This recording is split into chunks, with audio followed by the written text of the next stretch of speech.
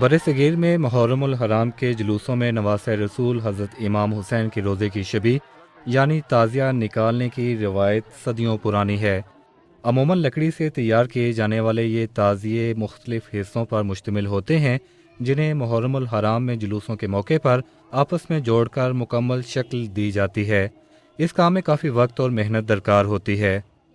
تاہم صوبہ پنجاب کے شہر فیصل آباد کے مضافات میں ایک گاؤں چک 143 گاف بے کے رہائشی سید آصف رضا اس صدیوں پرانے فن میں جدت لائے ہیں۔ ان کے تیار کردہ تعزیے کو ہاتھ سے جوڑنے کی ضرورت نہیں ہوتی۔ تعزیہ محض ریموٹ کنٹرول کا ایک بٹن دبانے سے خودکار طریقے سے مکمل ہو جاتا ہے۔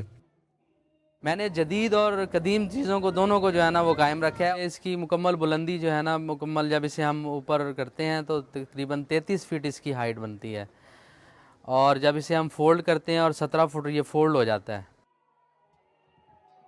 سید آصف رضا نے بتایا کہ روایتی تعزیہ جوڑنے اور محرم کے بعد اسے دوبارہ کھولنے کی وجہ سے تعزیوں کو کافی نقصان پہنچتا تھا۔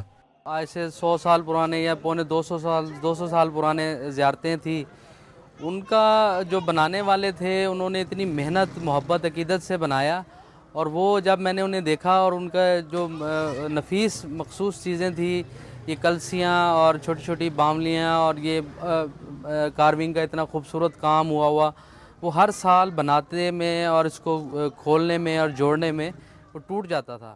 سید آصف رضا نے بتایا کہ اس تعزیے کا ڈیزائن خود انہوں نے تیار کیا تھا اور اس کی تیاری میں تقریباً 4.5 سال کا عرصہ لگا۔ لکڑی والے سے میں نے بات کی تھی، لکڑی والے نے تو ایک عام جو روایتی تعزیے بنتے ہیں اسی حوالے سے اس نے مجھے 2 ماہ میں اس کا اسکیچ نقشہ بنا کے دیا۔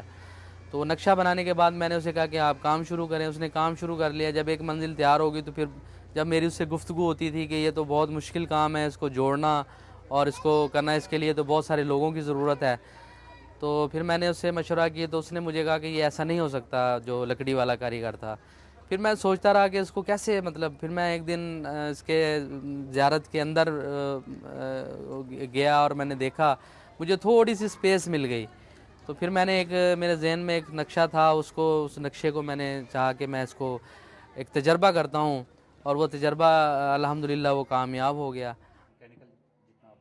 ان کا کہنا تھا کہ وقت کے ساتھ تعزیہ سازی کا فن معدوم ہوتا جا رہا ہے، لیکن ان کی اس کوشش کی وجہ سے اسے ایک نئی زندگی ملنے کی توقع ہے۔ یہ ایسی چیزیں ہیں، یہ بار بار ایک دفعہ جب بن جائے تو دوبارہ اس طرح سے اس کو نہیں آپ کر سکتے، اور وہ بنانے والے بھی اس دنیا اب 200 سال پہلے جو جن کاریگروں نے بنایا وہ اس دنیا میں نہیں ہے۔ ہم نے اسے ملتان میں جہاں اسے تیار کیا تھا وہاں ہم نے اسے لوگوں کی زیارت کے لیے رکھا تھا، وہاں لوگوں نے بہت اس کو ہمیں اپریشیٹ کیا اور پسند کیا، اور اس کے 200 سال بعد بھی ملتان میں تعزیہ سازی کا جو ہے نا وہ کام کسی نے انجام دیا ہے۔ گاؤں کے ایک رہائشی سید اطہر، جن کے دور میں کاغذ سے تعزیے تیار کیے جاتے تھے، اب اس جدید طرز کے تعزیے سے کافی متاثر نظر آتے ہیں۔ 2-3 دن پہلے وہ اس کو نکالتے ہیں، اس کو وہ بلوور سے ہوا سے وہ جھاڑتے ہیں، اور اس کے بعد اس کو پینٹ کرتے ہیں، وہ ماشاءاللہ پھر نیا کا نیا ہو جاتا ہے۔ تو بڑی اب آسانی پیدا ہو چکی ہے پہلے سے۔ لوگ فخر محسوس کرتے ہیں کہ یار ہمارے گاؤں میں جو تعزیہ بنایا ہے نا وہ دنیا میں نہیں۔ سید آصف رضا کے مطابق وہ چاہتے ہیں کہ ان کی کوشش کو عالمی سطح پر تسلیم کیا جائے۔